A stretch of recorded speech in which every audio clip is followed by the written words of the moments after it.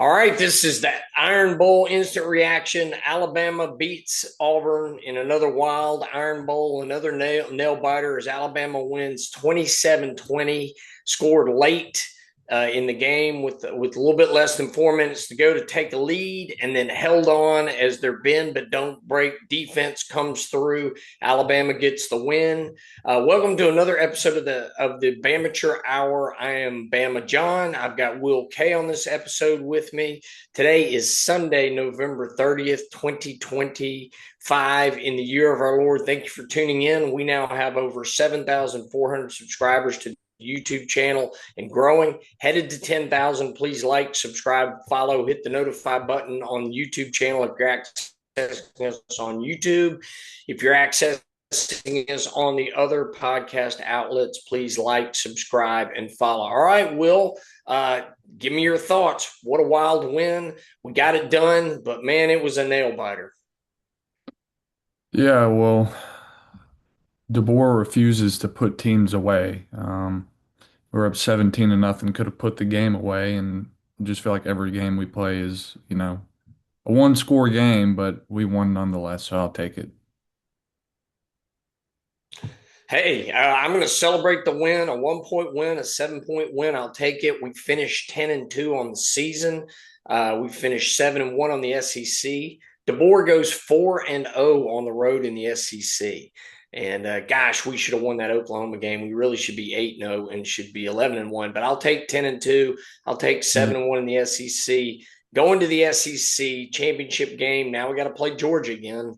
That's going to be a tough one, but you're right. It was an ugly win. It was a struggle win, but we got the win. So why do you think DeBoer can't put teams away? Why do we let them hang around, and why can we get the win, but we just can't dominate I feel like he just doesn't keep the them? pedal to the metal. Once we go up, we kind of go conservative play calling a little bit, and then you see more three and outs. You're just trying to tick away the clock at that point and just get defensive stops. But then, the script flips. So I think that his play calling just becomes more conservative. You saw it in the Georgia game last year. Um, and then Georgia this year we're up 14 nothing. They made it a game, and then in this one 17 to nothing, and then they come back. So What about the defense? I felt like the defense, we were all over Auburn, and then all of a sudden they started moving the ball. They ended up outgaining us yardage wise, almost double the amount of yards. It seemed like the defense almost got in prevent mode rather yeah, than staying aggressive. And we went to these zones and they started picking us apart with Ashton Daniels running, scrambling. They got two chunk plays to Malcolm Simmons, and all of a sudden it's like our defense again was bend but don't break, and we got it done. But man, it's like, can we just shut out a good team? Can we hold them to a team with a decent offense? Can we hold them under 10 points? It just seems like we can't do that. yeah. Well, once again, we just go more conservative once we have a big lead and don't want to make a mistake. But you have to stay aggressive with your play calling. Well, we got Georgia coming up this week, so gotta be ready to battle it out because we know Georgia's not going to quit. They're going to come. They're going to play tough. They're going to play hard nosed football. We're going to be in for a battle, so we got to get ready for that. Yep, absolutely. All right, let's go through the game. Ty was clutch when he needed to be. I didn't think Ty had a great game, but he connects on three TD passes to Zay Horton when we needed him to. We Yeah. converted 3 for 3 on fourth downs. We were terrible on third down in this game, but 3 for 3 on fourth down. And I don't know if you've rewatched that winning touchdown pass, but man, he threaded the needle right there to get it through two defenders essentially to Zay Horton. But man, that was a tight window, and he got it in there and scored that winning touchdown pass. But Ty scrambled; he was effective scrambling, keeping us moving when we needed to be. But you would think Ashton Daniels was the better quarterback if you looked at the numbers. Thoughts on that? Yeah, just made the plays to win. Ashton Daniels struggled at first. There's a lot of drops from both teams. Ryan Williams didn't have one target. So I don't know what to say about that, but that happened. But we put more points on the board than they did, and that's all that I care about. I mean, Oklahoma, they didn't put up. I mean, if you looked at those stats, John Mateer didn't put up great stats, but we won. Um, but the two people that we have been um, scolding the whole year kind of showed up tonight. Jam Miller and Connor Talty. Yeah, They played well. yeah. You got to give a hats off. This is my hats off. And I had that in my show prep notes actually, is that we got to give a hats off to Connor Talty, 2 for 2 on field goals. Now, granted, he didn't have to try to hit a 50-yarder to win the game, but he nailed both his both of his field goals. And Yeah, having those field goals on the board was huge. Because yeah, had he missed one of those, and we're up 4 instead of up 7 at the end, might have been a different deal. yeah, Um, so he made all his extra points. So yeah, Connor Talty, after the scolding he's gotten from the Oklahoma miss and then missing one against Eastern Illinois, he showed up and he made both of his field goals, and we needed those points. And Jam Miller had a good game. Yeah, he ran well. I hated to see him go off the field injured. I think he may be done for the season. But yeah, yeah, he ran hard. He played well. And the running game, we had over 150 yards rushing. So great job there. And before the game, I was thinking, Zay Horton really hasn't done much this season. He's had a few big catches, but overall, and then he gets he catches 3 key touchdown passes in this game. So Zay Horton showed out, Connor Talty showed out, and Jam Miller. So I agree with you. yeah, I think those are noteworthy things. yeah. Let's talk about that last series. So, all right, I had a couple of notes that I wanted to go through. So, number one was we go down and score, and our bend but don't break defense. So, we go down and score. We're up 27-20. And then Auburn goes 58 yards on 12 plays, and they convert a 4th and 2, and they get a PI to get one of those first downs. And then Daniels hits Cam Coleman on just a little pass in the flat, and then he's moving the ball down the field, and then we get the punch out. Yeah, And I believe it wasn't it Bray Hubbard got his helmet on the ball, I and think and, so. Yeah, and it comes out, and Dante. And so again, our defense, they're moving the ball. It's looking like they're going to go down and have a chance to score the game tying touchdown. And the bend but don't break defense again gets a turnover, and we get the ball back, and then we essentially grind the clock down to 12 seconds, and then Auburn gets essentially 2 plays to try to pull out a miracle, and they don't. So bend but don't break defense, but man, that was a sweat till the end. yep, sure was. I thought some black magic was going to come out on that punt or something. I don't know. And then, the last play, he even caught it. I thought there was going to be some pitchy woo woo or something, because it's Auburn, but it didn't happen. There was no black magic or voodoo that happened last night, really. Well, I thought the black magic was 2 chunk plays to Malcolm Simmons, and that Um, one where Daniel scrambled, and then our defensive backs bit up and let Simmons get behind the defense. And once they got that ball over our defense, and I'm not sure who was supposed to stay with him, but when receivers are when DBs, when defensive backs, safeties, cornerbacks are in pass coverage, you cannot abandon coverage to come up and handle a scrambling quarterback. And Daniels really cost, I think, from the middle of the second quarter to the end of the game, Ashton Daniels was the better quarterback of the 2 quarterbacks, and he really caused fits with our defense. And it was almost like we hadn't seen a dual threat quarterback before. And he hit that big chunk play, and he scored easily as he's fast. Okay, that guy, when he caught the ball, he's fast, and he took it to the house. And then he had that 66-yard play where he caught a short pass and then weaved through the defense and got it down. I believe it's to our 6-yard line on those 2 plays, and they got 2 touchdowns out of those. That was a lot of their yardage, but man, that hurt us. And I was impressed with Ashton Daniels. I think he's a pretty good quarterback. yeah, absolutely. So, couple of things that I noted. We jumped on them 17-0. Yep. And then from there, they outscored us 20-3 to tie the game at 20 all. And like you said, it was almost like we went into preservation mode instead of staying aggressive, and let them get back in the game. And I was sweating bullets at that point. Yeah, I was like, I mean, that's what Kalen DeBoer does. I mean, even at Washington, you look at all his games. I mean, they're just one score games, unless it's, some really bad team that you just blow out. But um, you can't ever, put a team away. We scored another touchdown, 24-0. Keep scoring. Keep, bringing blitzes. Keep, calling your plays that you would if it were tied, and just put a team away. But I mean, you can't complain too much. You won, but don't have to make it so anxiety inducing every game.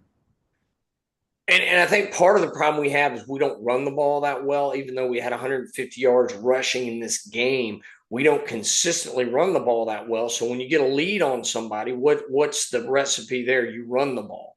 You try Yeah. to keep chewing clock and getting first downs and getting scores. And when you don't have a great running offense and you're reliant on your passing game to keep picking up first downs, but then you're reluctant to use the passing game, then your offense stalls, and then you get in panic mode, or the game gets tied, or you get behind, and then you have to do whatever you have to do to keep scoring. And that's when you open up the playbook. And I thought that was tough. So let's go through that winning drive. So I believe there was 12 minutes on the clock when Alabama got the ball back, and it was tied 20 all. And then we went 75 yards in 15 plays, and we scored on a 4th and 2 with a little bit less than 4 minutes to go when we scored. On that drive, we converted, two fourth downs, including the one to score on the end. We got help with penalties, but I thought the penalties were legitimately called penalties. Yeah. But that was another clock chewing drive. And actually, that was where it was nice that we weren't in a hurry up mode, because it was nice to run almost 8 minutes off the clock before we scored.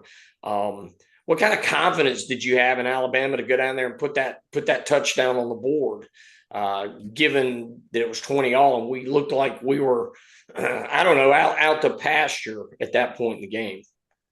I mean, it just goes to show that we make the plays when we need to in a close game, and Auburn doesn't. It's kind of been the story of the whole year.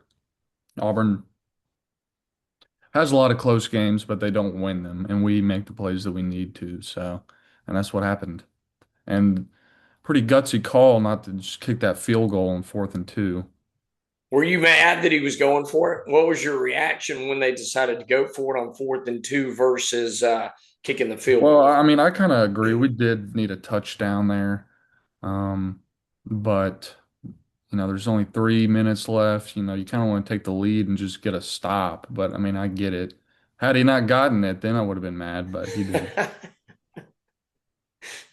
And it was a great play call. I'm surprised Auburn didn't rush 7 or 8 guys. I know they didn't want to leave the guy open, but I mean, hats off to Ty. Hats off to Zay Horton for getting open, making the catch. Ty needle, threads the needle, gets it right between the defenders, because there was, I don't know how, if you noticed how close it was to somebody either tipping the ball or maybe getting intercepted, but it was close.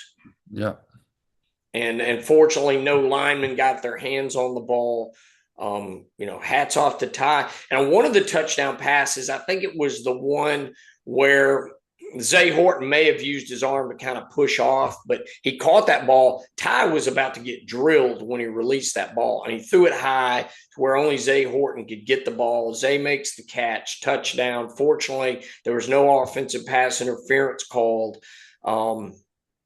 I'm glad they didn't throw the flag. I was afraid that flag might have come out. I mean, I think there was a lot of hand fighting. So to Zay Horton's defense, because of all the hand fighting that was going on, I think he was okay to do that. But boy, Ty took some shots. Yeah. But he made the throw, and he didn't turn the ball over at all. That was, to me, that was huge. That we got 2 turnovers and we didn't turn the ball over at all. So Ty, he had one throw where I thought it could have been a pick. where he kind of forced the ball down the middle. Fortunately, it was an interception. So, and he didn't have any strip sack fumbles either. So, Nope. um, Won the turnover battle again. yeah. So I noted that Ty was not great, but he was great when he needed to be. Yeah.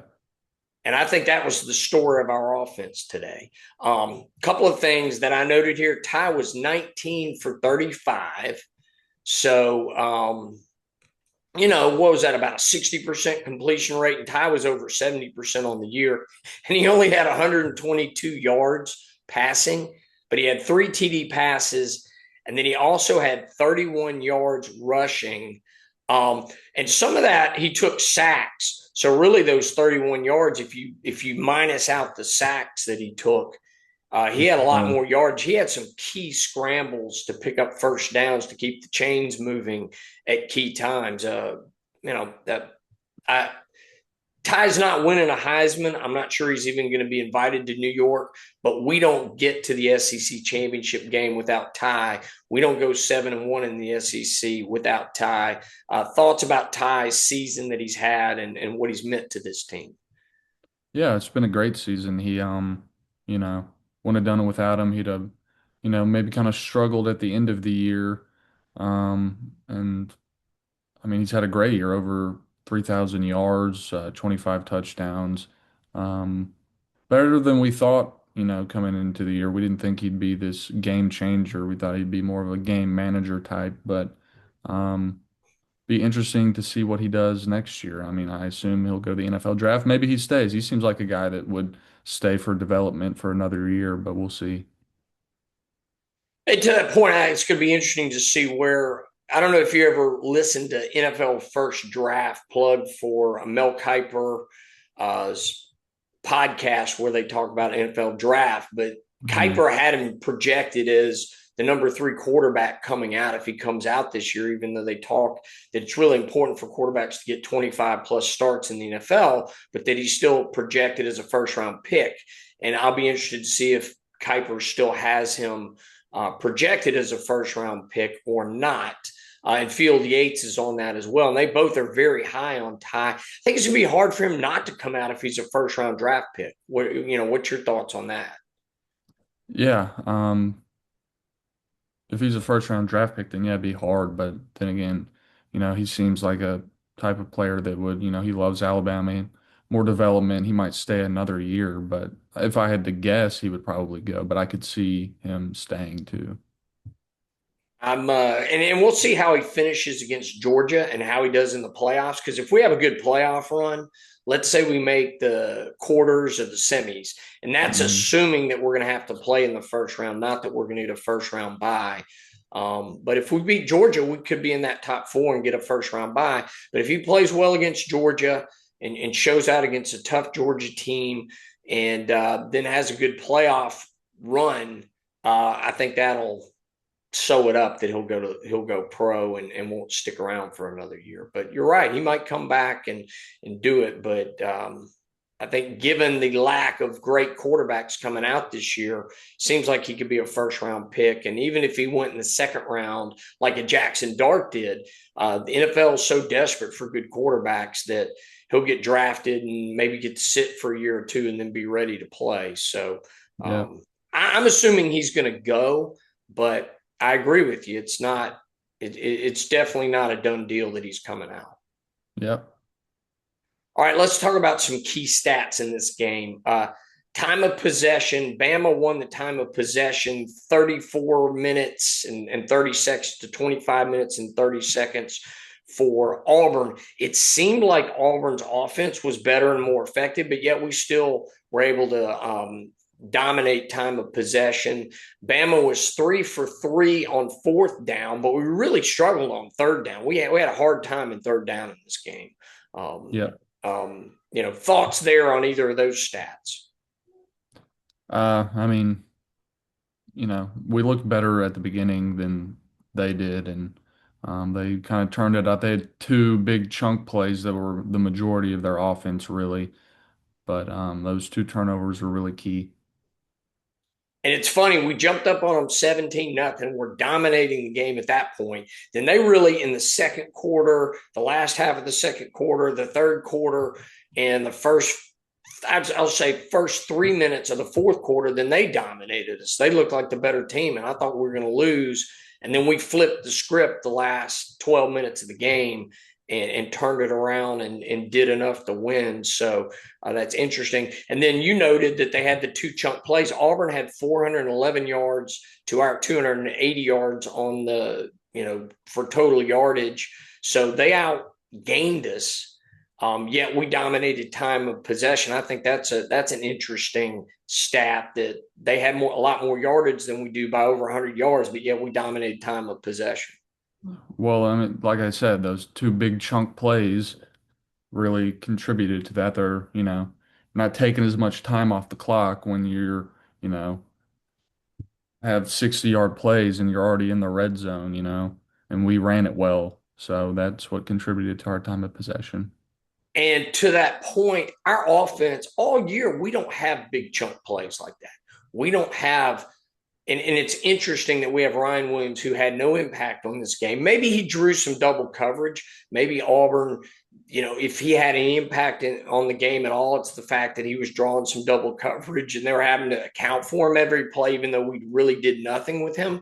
But Hmm. we don't have those big 60-yard plays where a running back takes it to the house and breaks off a big run, or we don't typically, and I think we had a long pass where Ty just overthrew Jeremy Bernard. I don't know if you remember, if he had hit Bernard in stride, he would have scored. Yeah. And I think we ended up having to punt the ball, or we turned it over on downs. I have to go back and look. But again, we're not getting those big chunk 40, 50, 60-yard plays down the field consistently. So our offense tends to chew clock when we have scoring drives. So it's funny that yardage wise, we lost the battle, but we won the time of possession battle because our drives that lead to touchdowns tend to chew clock. So I think that's an interesting thing to note. For sure. Yeah. He missed Jeremy at the very beginning. And then we didn't really take a shot after that. And I thought on third down multiple times, um, I don't know if you remember seeing 3 or 4 plays where Ty was getting a lot of heat, and you're looking at where was that check down option on a blitz play, where was the outlet, and I would see our three receivers with their backs to Ty, and they're all 10, 15, 20 yards down the field. It's like, why are we taking a shot play when it's third and 10, third and 11? Let's get 3, 5, 7 yards and go for it on fourth down, since we're pretty good on fourth down. And it's like, where were those, other than that last drive, the last scoring drive to go ahead, where were those quick pass plays where we're going for 3, 5, 7 yards and just keep the chains moving, where Ty is so effective? I felt like our offense was too committed to trying to throw intermediate and take shot plays, and not enough short, quick passes. We've got receivers that can win in a 3 to 8 yard route tree and get open and do something with the ball. And I don't think we did that enough. Nope. And do you think a lot of that was dictated by Auburn's aggressive defense, or we just weren't calling those plays? I think we just weren't calling those plays. Ty's been pretty good at intermediate, you know, so I don't know. When he's got time. Yeah. And I think Georgia is going to look at what Oklahoma did to us and also what Auburn did to us, and they're going to blitz. They're going to bring heavy heat on Ty. So we're going to have to be good about Ty getting the ball out quickly. I do like the fact that he threw the ball away multiple times. I don't know whether you noted that. Instead of holding on to the ball and taking a bad sack, he had some throwaways. He still took some shots, but he threw the ball away. And he's going to have to get the ball out of his hands fast against Georgia if we want to win that game. And him not take a sack or a strip fumble or throw a pick. We're going to have those short route trees because they're going to bring heat, in my opinion. Yep. Absolutely. Other stat that I noted, Bama had 8 penalties for 87 yards. Auburn had 10 penalties for 84. So basically a wash, but we were fortunate, I'll use the word fortunate, that Auburn committed some key penalties, whether it was roughing Ty and they had a guy ejected or committing PI when we needed him to, particularly on that last drive to keep that drive moving. So I thought we were okay in the penalty department. And Auburn certainly had some, from our standpoint, timely penalties to keep drives moving. Absolutely, they did. So, all right, we got the win. We are on to the SEC championship. I view our playoff spot as locked up. We're going to get in the CFP. Some people are throwing out weird scenarios where Bama being the number 10 spot right now, heading into championship weekend, could get knocked out. What's your thoughts? Are we in the playoff no matter what? Or if we lose to Georgia, could we end up getting knocked out with some of these weird scenarios, such as BYU winning, beating Texas Tech, getting an automatic berth, and then Texas Tech still getting a spot? I'd like to think that we're in. I just don't want to leave it up to the hands of the committee. Um, but BYU is not going to beat Texas Tech. So, I'd like to think so, unless we get blown out. But I don't think that Georgia's capable of doing that. They're just not really a blowout kind of team. Um, I mean, three losses. I mean, is I don't know. I mean, I like to think so. It said with a win, 90% chance of making it. So So, with it's you gonna, mean and with if a we, win against Auburn? yeah. Yeah, yeah, yeah. And if we lose this game and are not in the playoff, then we're going to, you know, it's going to set a precedent that you don't want to be in the championship game, and they might just get rid of them altogether. Um, and I kind of agree with that. So yeah, I think we're in. I think we're in two, but I certainly want Texas Tech to beat BYU, so there's no possibility of that. I would like to eliminate that. And Georgia didn't win convincingly over Texas Tech. I mean, over Georgia Mm. Tech. Georgia Tech's not a great team. They're good. They're not great. And so it's not like Georgia Tech went into. I mean, Georgia went into Georgia Tech in Atlanta and blew them out. Georgia won the game. They took care of business, but they did what they do, which is win close and play tough football. So I wasn't overly impressed by the way Georgia played against Georgia Tech. Thoughts about that? Yeah, not great. That's just what they do. Like I said, they don't blow teams out. I mean, Georgia Tech's a top 25 team, but they should have beat them by more than what they did. Yeah, yeah. So I think we've got every chance. We can play with Georgia. We can beat Georgia. We went into Athens. It's going to be easier to go into Atlanta where it'll be a 50-50 crowd versus having to go to Athens where it was 80-20 or more. It might have been 90-10. I like our chances there, but I certainly hate that we have to play Georgia twice. I would have rather played Texas A&M just for variety's sake and not have to try to beat the same team twice. But I like our chances. I think we can get this thing done, and it sure would help if we win that game. We'll either get a home playoff game at Bryant Denny, or we'll get a bye if we win that. So let's get that done. All right, last thoughts on the big win, the Iron Bowl win for Bama to go into Jordan-Hare, get the win. Give me your last thoughts. Yep, great win. Kind of looked like the Alabama of old at the beginning there. Maybe struggling to throw the ball at the beginning, running it, a bunch of three and outs, getting up on them 17-0. And then, it's Jordan-Hare, it's Auburn. They're going to make it close. But Cam Coleman was locked down yesterday. He did not. I mean, they threw to him multiple times, and Xavier Brown was great on him. So it was a good win, and we need to beat Georgia this week. I'm in agreement with that. I will say any win in the Iron Bowl when you're on the road at Jordan-Hare is a great win. So I'm celebrating. I'm excited. I had a lot of anxiety during that game. I don't know about you, but I had to pace around a lot. I got really nervous once they cut it to what was it, 17-13. Once they got it to that, I'm like, oh no, oh Yeah. no. And then they tied us at 20 all, and we had led the whole way, and then we let them tie that up. And it was nerves. And then I'm like, oh, Auburn's going to go down and we're going to go to overtime. I really thought Auburn was going to go down and score a touchdown somehow and we go to overtime. And we did what we did, just like South Carolina, get that turnover to secure the win. That was great. But it was a struggle win. It was not a dominant win. It was a struggle win on the road, but hats off to DeBoer. I didn't think he could go 4-0 in the SEC on the road. I didn't think that was possible, and he did it. Well, you did. Yeah. So again, hats off. Great win. Now it's on to Georgia. We got that coming up this week. We'll preview that game. And that's it. Thank you for listening. Subscribe, follow, like, hit the notify button wherever you access the podcast. God bless and roll tide. Roll Tide.